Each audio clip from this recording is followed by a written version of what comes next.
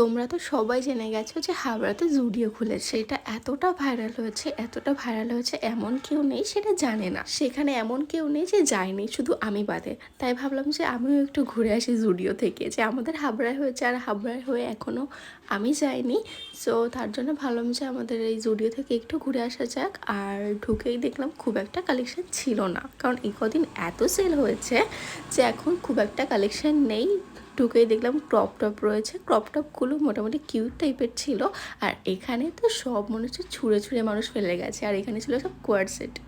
আর এখানেই দেখলাম যে খুব সুন্দর সুন্দর ব্রেসলেট ছিল, এই ব্রেসলেটটা আমার খুব ভালো লেগেছিল। সো তারপরে দেখলাম যে এখানে টপসের কালেকশান আছে, তারপর এখানে প্লাজো টপস দিয়ে সেট আছে। সো তারপরে এখানে অনেক রকমই কালেকশান ছিল, বাট আমার না মানে জুডিওতে ঢুকে আমার একটা কালেকশানও ঠিকঠাক পছন্দ হয়নি, কারণ এই কদিন ধরে এত ক্রেজ ছিল।